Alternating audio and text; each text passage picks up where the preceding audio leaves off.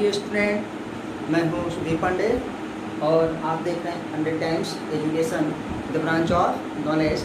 तो चलिए आज हम जो है थोड़ा सा बात करते हैं अपने तीसरे कैरेक्टर के बारे में। और वो तीसरा कैरेक्टर हमारा है इसका लिविंग का। हम चैप्टर नंबर 1 पढ़ रहे हैं, the living word. Living word में हम लोग अभी तक देख चुके हैं कि हमारे पास क्या होता है, कितने कैरेक्टरिस्टिक हैं लिविंग के। ग्रोथ होता है, रिप्रोडक्शन होता है, मेटाबॉलिज्म होता है, एबिलिटी टू सेंस एनवायरनमेंट होता है। यहाँ तक ना हम लोग क्या करते हैं, इंडक्टिव होता है, इमर्जेटिव होता है। ये चीज़ें हमारे पास कैरेक्टर्स हमने पहले और दूसरे वीडियोस में देख लिया है। तो आज हम देखते हैं अपना तीसरा लिविंग कैरेक्टर। और तीसरा लिविंग कैरेक्टर देखने जा रहे हैं, मतलब लिविंग का तीसरा कैरेक्टर, जिसको हम लोग कहते हैं क्या, मेटाबॉलिज्म।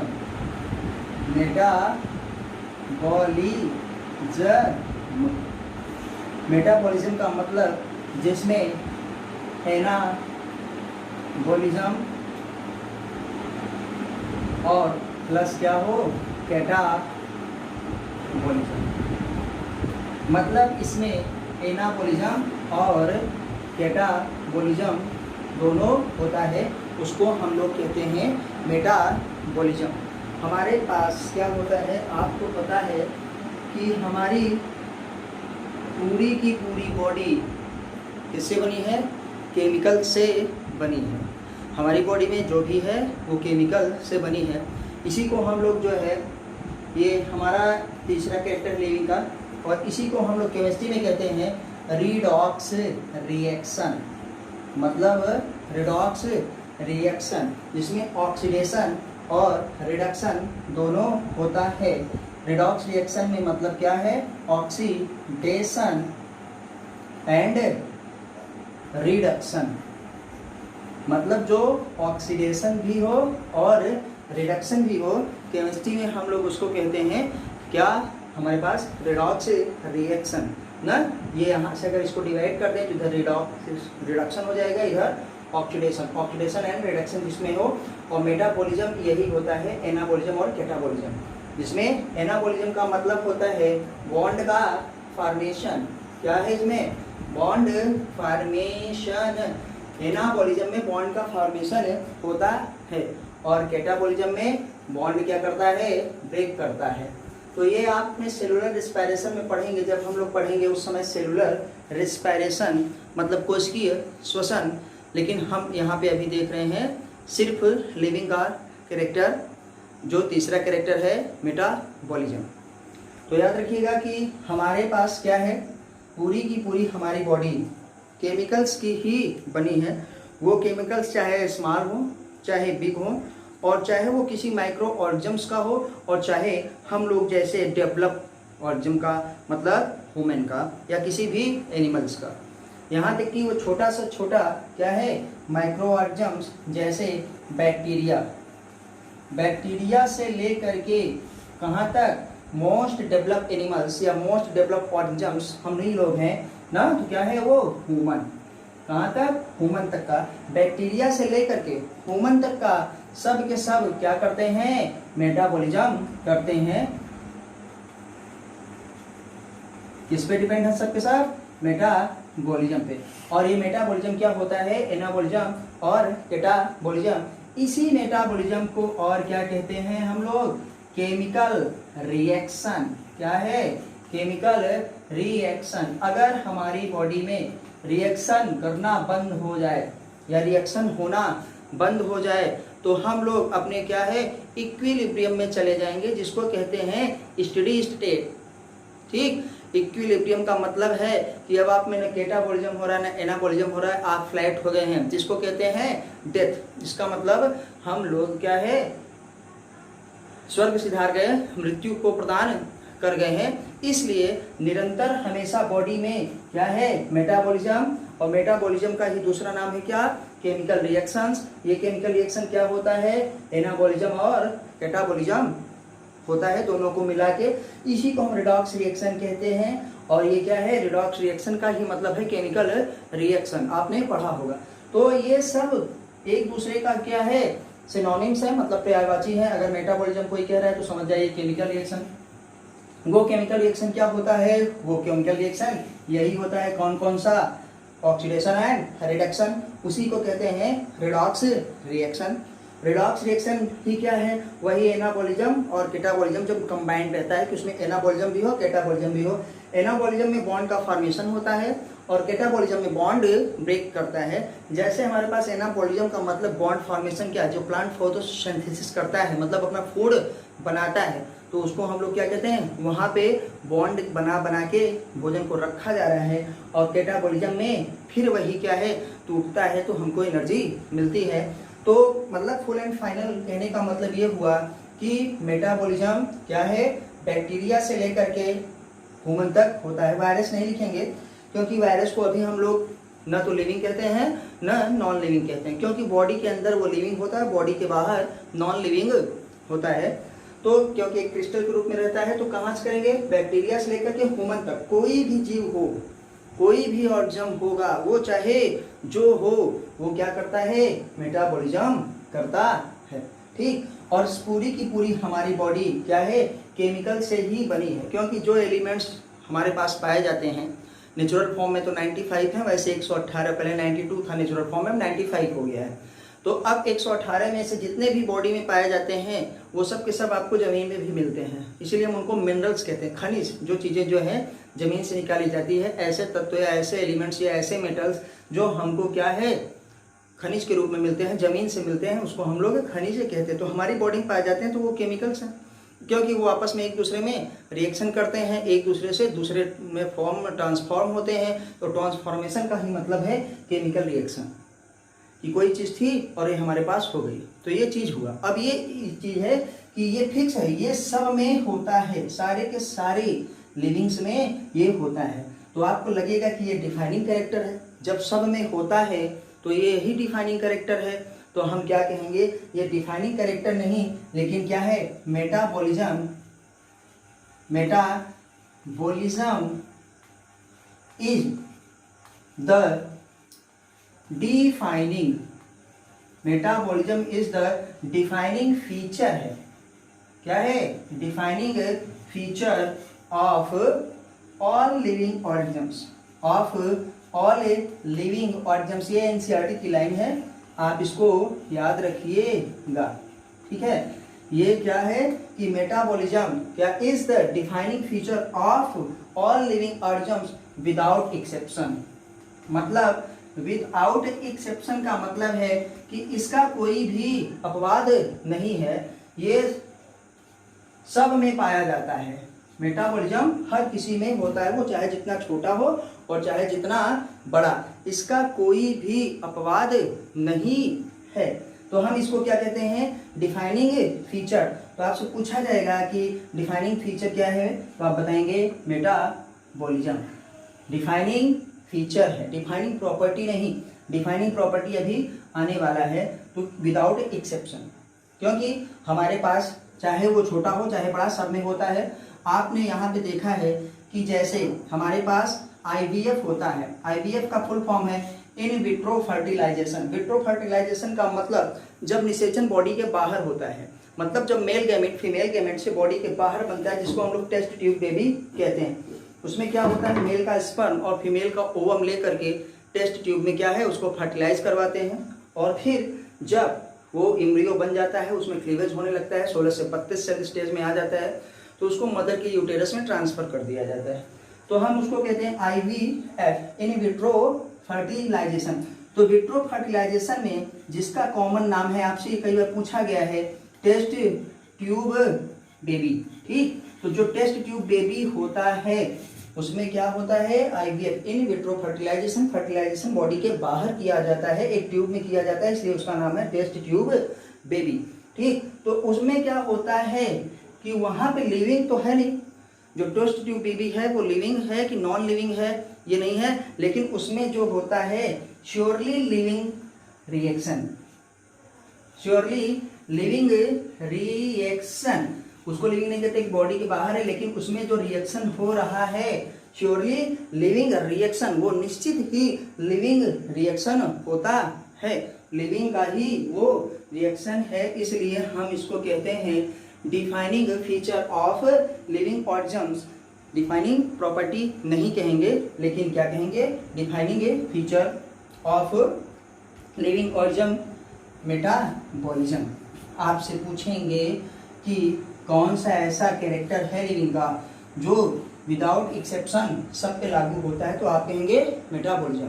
और मेटाबॉलिज्म का इतना हम ऊपर पहले ही बता चुके कि मेटाबॉलिज्म क्या होता है। चलिए फिर से रिवाइज करते हैं। वही एनाबॉलिज्म है, उसके साथ जब केटाबॉलिज्म हो, एनाबॉलिज्म और केटाबॉलिज्म को हम लोग मेटाबॉलिज्म कहते हैं। और वही केमिकल रिएक्शन है, उसी केमिकल रिएक्शन का नाम है क्या, रिडॉक्स रिएक्शन। रिडॉक्स रिएक्शन में होता है ऑक्सीडेशन एंड रिडक्शन। ये सब में होता है, वो चाहे जितना छोटा जीव हो चाहे जितना बड़ा, कोई भी लिविंग है, लिविंग ऑर्गेनिज्म हो, चाहे जो बैक्टीरिया से लेकर के ह्यूमन तक। वायरस को नहीं लेंगे, क्योंकि वायरस क्या होता है, वायरस हमारा अभी तक ये नहीं डिफाइन है कि वो लिविंग है, उसको सेल थ्योरी में नहीं रखा गया है, किसी में नहीं पढ़ाया जाता है।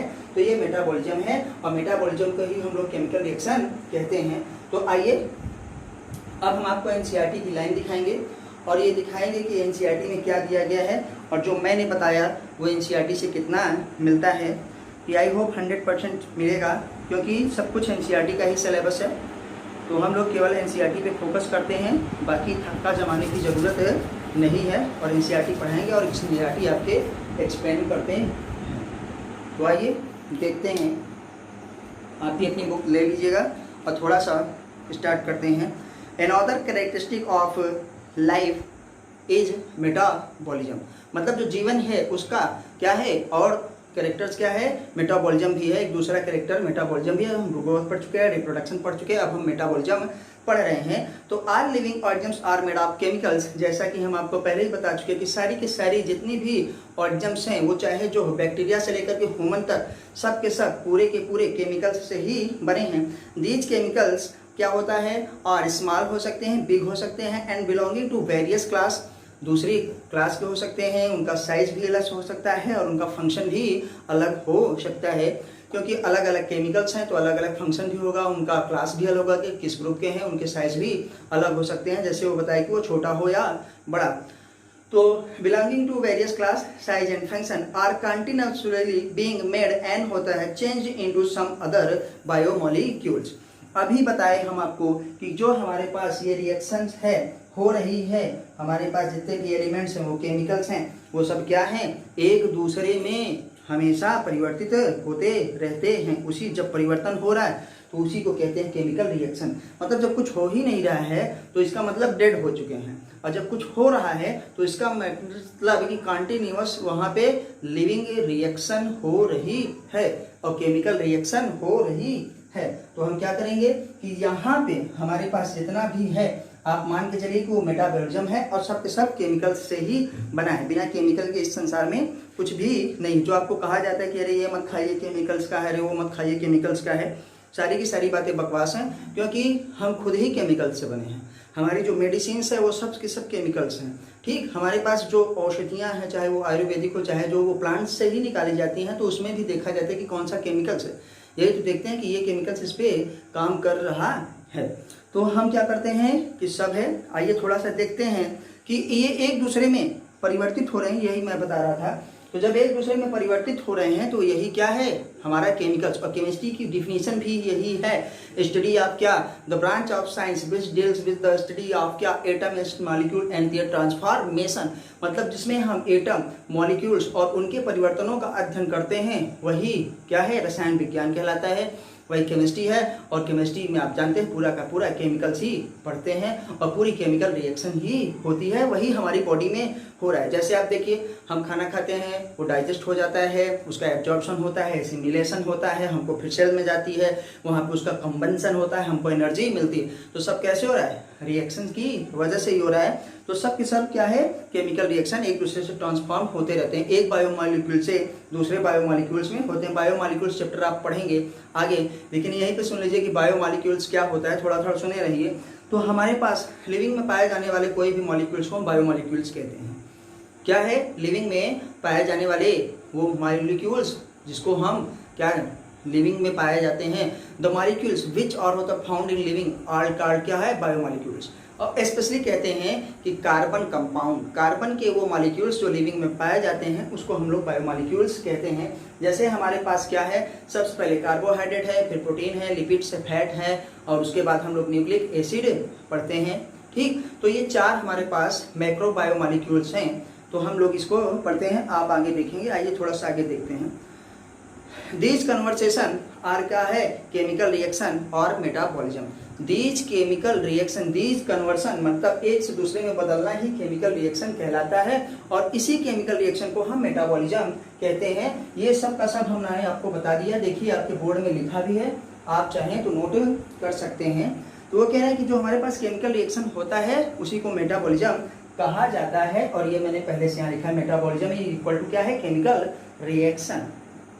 ये आपका रिवीजन हो रहा है। These are thousands of metabolic reaction occurring simultaneously inside क्या है, ऑल लिविंग ऑर्गेनिज्म्स। हमारे पास क्या है, हजारों केमिकल रिएक्शन एक ही टाइम पे होती रहती हैं, साइमल्टेनियसली, एकाएक, अचानक, क्या है, लगातार एक ही समय पे हजारों केमिकल रिएक्शंस होती हैं। बी दे यूनिसेलुलर और मल्टीसेलुलर, वो चाहे यूनिसेलुलर ऑर्गेनिज्म हो चाहे मल्टीसेलुलर ऑर्गेनिज्म हो, सब में होगा। और मैंने यहाँ बैक्टीरिया लिखा है, आपको पता है कि बैक्टीरिया हमारा क्या है, यूनिसेल्युलर है, एक कोश की है, इसमें और कोई भी सेल्स नहीं पाई जाती है। और हमारा ह्यूमन आपको पता है क्या है, मल्टी सेलुलर, जिसको हम लोग कहते हैं ट्रिलियन नंबर्स ऑफ सेल। कितनी हमारे पास सेल्स पाई जाती हैं कोई अंदाजा नहीं, ट्रिलियंस में, बिलियंस में भी नहीं, ट्रिलियंस में, मिलियन की तो बात ही छोड़िए। तो क्या करते हैं, यूनिसेलुलर हो चाहे मल्टीसेलुलर हो, अगर एक कोश की हो चाहे बहु कोश की हो, चाहे जितना छोटा हो चाहे जितना बड़ा हो, विदाउट एक्सेप्शन, बिना किसी अपवाद के, मतलब मेटाबॉलिज्म सब में होता है। All plants, animals, fungi and microbes exhibit metabolism. हम आपको पहले ही बता चुके कि कुछ भी हो, कोई भी हो, सब में मेटाबॉलिज्म पाया जाता है। The sum total of all living reactions occurring in our body is metabolism. वो कह रहे हैं कि sum of total chemical reactions, हमारे बॉडी में जितना भी केमिकल रिएक्शन होता है उसके सम को, सम का मतलब आप जानते हैं ना, प्लस को उसके जोड़ने को, पूरा का पूरा सबको मिला के हम लोग मेटाबॉलिज्म ही कहते हैं। और क्योंकि मेटाबॉलिज्म ही केमिकल रिएक्शन होता है, तो जितनी भी केमिकल रिएक्शन होती है सबको मिला के हम मेटाबॉलिज्म कहते हैं। ये मैंने पहले से यहाँ पे लिखा है, बस आपको एनसीईआरटी की लाइन दिखा रहे हैं क्योंकि हमारा सिलेबस एनसीईआरटी से ही है। तो no non living object exhibit metabolism, ये कह रहे हैं कि कोई भी नॉन लिविंग ऑर्गेनिज्म मेटाबॉलिज्म नहीं कर सकता है। Metabolism reaction can be demonstrated outside the body in cell free system, मतलब मेटाबॉलिक रिएक्शन को हम आउटसाइड द बॉडी भी देखते हैं, सेल फ्री सिस्टम जहाँ पे कोई सेल ही नहीं है। अब वो वही बात करने वाले हैं जो हम पहले ही बता चुके हैं, आईवीएफ की, इन विट्रो फर्टिलाइजेशन, मतलब टेस्ट ट्यूब बेबी की। तो आते हैं क्या है कि एन आइसोलेटेड मेटाबॉलिक रिएक्शन क्या है, आपसे पूछेंगे आइसोलेटेड मेटाबॉलिक रिएक्शन मतलब जो अलग से हो, बॉडी के बाहर हो, उसको आइसोलेटेड मेटाबॉलिक रिएक्शंस कहते हैं। Outside the body of an organism perform in a test tube is neither living और नॉर नॉन लिविंग। तो जो टेस्ट ट्यूब में रिएक्शन करवाई जाती है वो न तो लिविंग रिएक्शन है और न ही नॉन लिविंग रिएक्शन है, तो वो कह रहे हैं बट श्योरली लिविंग रिएक्शन। आइए देखते हैं थोड़ा सा कि perform in a test tube is neither living और नॉन लिविंग। जो टेस्ट ट्यूब में होता है हमको नहीं पता है कि वो लिविंग है कि नॉन लिविंग है, ठीक। Hence while metabolism is a defining feature of all living organisms without exception, तो हम यहाँ पे पहले ही लिख चुके हैं कि metabolism is the defining feature of all living organisms without exception. Same to same वही है, बस आपको दिखाना है कि हो जाए कि एनसीईआरटी में ये चीज़ लिखी है। आइए करते हैं कि isolated metabolic reaction in vitro are not living things. जो लिविंग में मतलब टेस्ट ट्यूब में होता है बॉडी के बाहर, वो विट्रो नॉट लिविंग थिंग्स, वो लिविंग नहीं है। आपको पता है कि टेस्ट ट्यूब लिविंग नहीं होता है, ठीक। हम लोग जो आईवीएफ करवाते हैं वो लिविंग नहीं है, बट क्या है, श्योरली लिविंग रिएक्शन, मतलब लेकिन उसमें जो रिएक्शन होती है वो लिविंग है, क्योंकि वही आगे चल के एम्ब्रियो बन जाता है, जाइगोट बन जाता है, उसी से बेबी डेवलप हो जाता है, तो वो लिविंग है ना। लेकिन टेस्ट ट्यूब लिविंग नहीं है। तो मतलब जो मेटाबॉलिक रिएक्शन है वो आउटसाइड द बॉडी क्या है, वो लिविंग होती है, लेकिन जिसमें हो रही है वो लिविंग नहीं, मतलब टेस्ट ट्यूब लिविंग नहीं है, लेकिन उसकी जो रिएक्शन है वो लिविंग है। चलिए थोड़ा सा आगे देखते हैं। Hence, cellular organization of the body is the defining feature of life form। तो मेटाबॉलिज्म और क्या है, यहीं पे आप लिख लीजिए क्या, सेलुलर ऑर्गेनाइजेशन, यहीं पे हम लिख दे रहे हैं, देखिए स्टार बना के कि cellular organisation, cellular organisation of body ना is defining feature, is a defining feature of क्या है, लिविंग ऑर्गेनिज्म्स। लिविंग ऑर्गेनिज्म्स क्या है कि उसका सेलुलर ऑर्गेनाइजेशन होना चाहिए, वो सेल्स से बना होना चाहिए। जो हमारी बॉडी का सेलुलर ऑर्गेनाइजेशन है, जो हमारी बॉडी सेल के हिसाब से बनी है, वो क्या है, हमारा है वही डिफाइनिंग फीचर है। तो यहाँ पे आप ये इस लाइन को अंडरलाइन करिए कि cellular organisation of the body is defining feature of life form. आगे आते हैं। Perhaps the most obvious and technically complicated feature of all living organisms is the ability to sense their surrounding or environment। हमारी क्या है, सबसे ज़्यादा defining property क्या है, ability to sense and environment, मतलब हमारी इन्वायरमेंट का, हमारे चारों तरफ वातावरण का, उस पर जो कुछ हो रहा है उसको हमको समझ होती है, हम उसको महसूस करते हैं, उसको फील करते हैं, और उसके रिस्पॉन्स में क्या करते हैं, खुद क्या है, रिएक्ट करते हैं। तो जो अपनी इन्वायरमेंट को समझे, जिस पे इन्वायरमेंट का इफेक्ट हो रहा है, वही डिफाइनिंग प्रॉपर्टी है। कोई नॉन लिविंग है, उस पर इन्वायरमेंट का कोई फर्क नहीं पड़ने वाला है। आपको सिल में या पत्थर में कितना टेम्परेचर है, कितनी गर्मी पड़ रही है, कितनी ठंडी पड़ रही है, उससे उसको नहीं लेना देना है, लेकिन हमको लेना देना रहता है। तो वो कह रहे हैं कि living organism is the ability to sense their surroundings और इन्वायरमेंट, उसमें एबिलिटी हो, उसमें योग्यता हो अपने किसके, वातावरण को समझने की, and response to these environmental stimuli which could be physical, chemical और बायोलॉजिकल, और उसके इस रिस्पॉन्स में रिएक्ट भी करे। तो आपको यहाँ पे एक चीज़ और याद रखिएगा कि वो कह रहे हैं, थोड़ा सा इसको हटाते हैं, जिसको नोट करना होगा वो नोट कर लेगा। वो कह रहे हैं कि हमारे पास क्या है, एनवायरमेंटल स्टिमुलेशन, ये हटा रहे हैं, वीडियो आप पॉज करके लिख सकते हैं। चलिए, वो कह रहे हैं कि हमारे पास एनवायरमेंटल स्टिमुलाई क्या इस प्रकार के होते हैं। तो जो हमारे पास एनवायरमेंटल स्टिमुलाई हैं वो क्या हो सकते हैं, यहाँ पे लिख रहे हैं कि एनवायरमेंटल स्टिमुलस,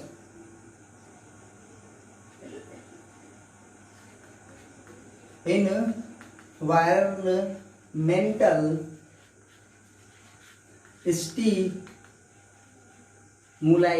क्या हो सकते हैं, वो फिजिकल हो सकते हैं, सॉरी पहले केमिकल लिख दिए, कोई बात नहीं, केमिकल हो सकते हैं, फिजिकल हो सकते हैं, एंड क्या हो सकते हैं, बायोलॉजिकल। आप याद रखिएगा कि वो किसी भी प्रकार के स्टिमुलस हो सकते हैं, वो फिजिकल भी हो सकता है, केमिकल भी हो सकता है, बायोलॉजिकल हो सकता है। फिजिकल में क्या, हमारा टेम्परेचर हो जाए, प्रेशर हो जाए, हवा है, आंधी है, तमाम चीज़ है। केमिकल से हमारे ऊपर कोई केमिकल्स पड़ जाए तो हम रिएक्ट करेंगे। बायोलॉजिकल में क्या है, हमको सांप काटता है, मच्छर काटता है, कुछ भी होता है हमारे बॉडी में होता है, तो तुरंत क्या है, हम लोग क्या है, उसके रिएक्ट देते हैं। तो याद रखिएगा, ये कई बार पूछा गया है कि एनवायरमेंटल स्टिमुलाई में भी फिजिकल, केमिकल एंड बायोलॉजिकल, वो फिजिकल भी हो सकते हैं, केमिकल भी हो सकते हैं, और बायोलॉजिकल भी हो सकते हैं। तो आइए थोड़ा सा आगे देखते हैं, क्योंकि यूट्यूब का मतलब है कि थोड़ा जल्दी किया जाए। चलिए आते हैं कि environmental stimuli which could be physical, chemical और biological, we sense our environment through our sense organs। हम अपने क्या है, environment को कैसे समझते हैं, our sense organs के द्वारा। sense organs का मतलब है जैसे हमारी स्किन, हमारी आँख, हमारी नोज, हमारी लिप्स ना, हमारी टंग, मतलब जिसके द्वारा महसूस करते हैं हम लोग, सूंघ के, देख के, छू के ना, या चीख के हम लोग चीज़ों को महसूस करते हैं कि हाँ ये चीज़ क्या है। तो हमारे पास वो क्या हो सकते हैं, we sense our environment through our sense organs, present response to external factors like होता है क्या, लाइट होता है, वाटर है, टेम्परेचर है, अदर ऑर्गन्स एंड पॉल्यूटेंट्स होते हैं।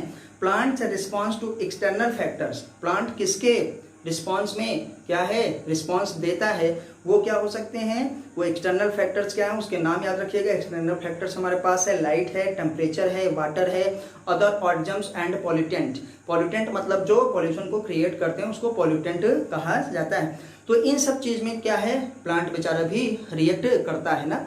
प्लांट में धूल पड़ेगी ज़्यादा तो फोटोसिंथेसिस कम कर पाएगा, क्योंकि इसको स्टोमेटा जो है क्लोज हो जाएंगे, गैसेस एक्सचेंज कम होगा, तो ये चीज़ें होगी। टेम्परेचर ज़्यादा बढ़े रहेगा तो फ्लावरिंग फ्रूटिंग में प्रॉब्लम होगी, क्योंकि कुछ लॉन्ग डे प्लांट होते हैं, कुछ शॉर्ट डे प्लांट्स होते हैं, लाइट अच्छे से नहीं मिलेगी। तो आपको पता है कि फोटोसिंथेसिस के लिए लाइट बहुत ही ज़रूरी है। तो ये सारी चीज़ें अगर एक्सटर्नल फैक्टर्स में वो कर रहा है तो नहीं होता है। तो आते हैं हम लोग, आपसे पूछा जाएगा कि plant response to external factors कौन कौन से, लाइक वाटर है, लाइट है, temperature, other organs and pollutant. Pollution में भी बहुत सारी प्रॉब्लम होती है। All organs from the prokaryotic to most complex eukaryotic. Most complex eukaryotic में कौन है, ह्यूमन ही भी आता है। Can sense and response to environmental cases ना। Photoperiodism response in seasonal breeders both plant and animals.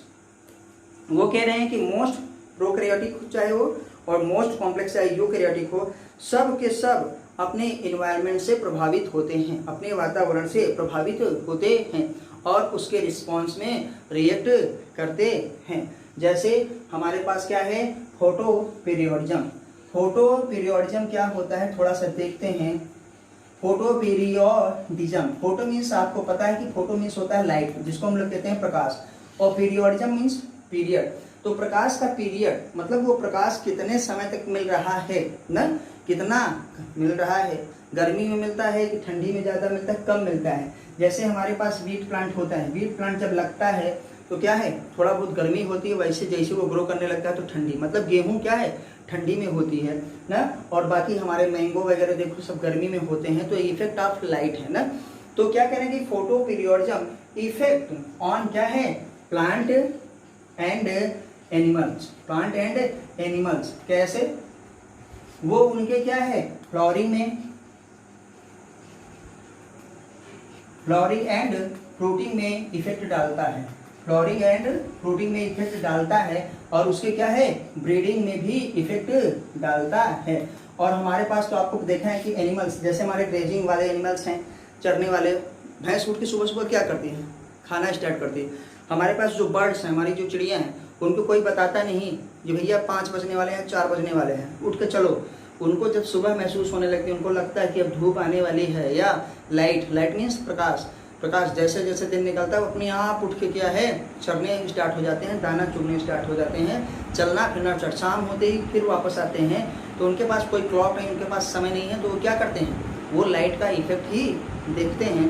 तो क्या हो गया, फोटो पीरियोडिज्म आप जरूर याद रखिएगा कि फोटो पीरियोडिज्म क्या होता है, ये है ड्यूरेशन ऑफ लाइट, इसको हम क्या कहेंगे, ड्यूरेशन ऑफ लाइट, मतलब प्रकाश का समय कि कितना मिल रहा है, किस समय कब मिलता है। तो आइए इसको आप आगे और पढ़ेंगे फोटोसिंथेसिस में, बहुत से अच्छा है। तो फोटो पीरियड्स क्या है, affects reproduction in seasonal breeders. Seasonal breeders मतलब जो मौसमी ब्रीडर्स होते हैं। जैसे ह्यूमन क्या है कि वो 12 महीने बेबी को डिलीवर कर सकता है, सेक्स कर सकता है, उसमें रिप्रोडक्शन हो सकता है। लेकिन जैसे गाय भैंस है, कुत्ता है, आपने देखा होगा कि वो ठंडी में ज़्यादा बच्चे देता है, गर्मी में नहीं। तो वो सीजनल ब्रीडर्स हैं जो फ्री इन्वायरमेंट में रहते हैं और सिर्फ सीजन में ही अपनी बेबी को डिलीवर करते हैं, उसको सीजनल ब्रीडर्स कहते हैं। ह्यूमन क्या है, कंटिन्यूअस ब्रीडिंग, वो थ्रू आउट साल भर करता है, गाय भैंस भी साल भर करती है। लेकिन जो एनिमल्स हैं हमारे पास, जैसे क्या हो गई डॉग वगैरह ना, ये सब क्या है, सीजन में ही करते हैं। तो आइए देखते हैं, photoperiodism affects reproduction is seasonal breeders both plant and animals. प्रभाव बहुत डालता है photoperiod. All organs handle chemical क्या है, entities their bodies. All organs therefore are aware of their surroundings. सारे के सारे ऑर्गन्स जो हैं वो इन्वायरमेंट से क्या है, अवेयर होते हैं, उसके बारे में जानकारी रखते हैं और महसूस करते हैं और रिएक्ट करते हैं। Of the surrounding, human being is होता है the only organs who is aware of himself. याद रखिएगा कि कौन सा ऐसा चीज है जो खुद से अवेयर है। तो ये लाइन बहुत इंपॉर्टेंट है कि ह्यूमन बीइंग्स इज होता है the only organs who is aware of himself, मतलब वो कौन सा है जो अपने से होता है, तो human has self consciousness. Self consciousness किस में पाया जाता है, केवल ह्यूमन में। Consciousness therefore the become the defining property of क्या, लिविंग ऑर्गेनिजम्स। देखिए आ गया हमारे पास कि कॉन्शियसनेस, कॉन्शियसनेस का मतलब है कि हम सचेत हैं अपने आप में ही। एक बार आदमी अचेत भी हो जाता है जिसको कोमा कहते हैं। यही चीज यहाँ पे लास्ट में बताई गई है, इसको हम लोग हायर क्लासेस में पढ़ेंगे कि कॉन्शियसनेस, आप याद रखिएगा। अब कॉन्शियसनेस, कॉन्शियसनेस,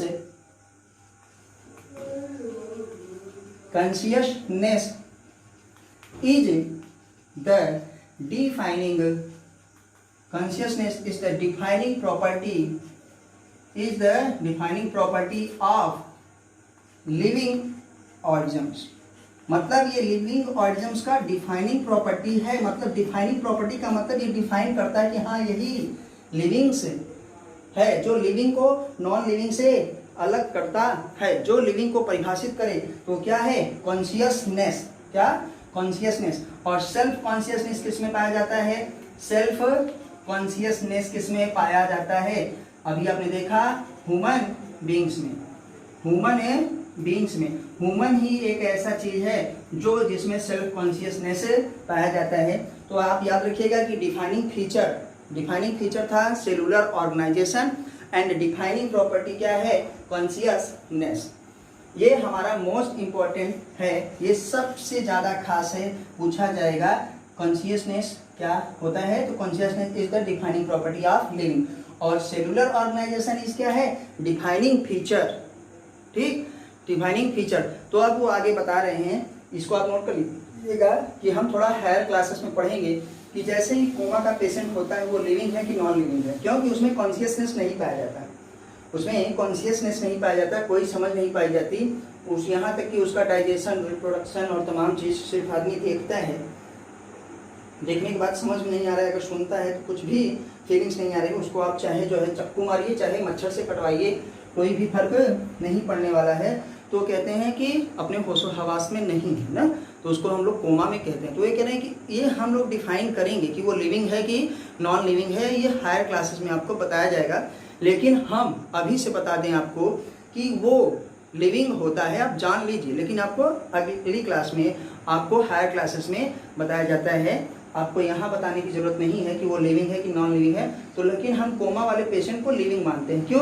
क्योंकि जब तक उसकी हार्ट बीट चल रही है तो हम उसको लिविंग ही मानते हैं, और जब हार्ट बीट रुक जाती है, हृदय की गति धड़कना बंद हो जाता है, तब हम उसको कहते हैं क्लिनिकल डेथ। इसलिए डॉक्टर जब हमेशा बताता है, ये नहीं कहता कि मर गए हैं, वो बताता है कि क्लिनिकली डेड हो चुके हैं।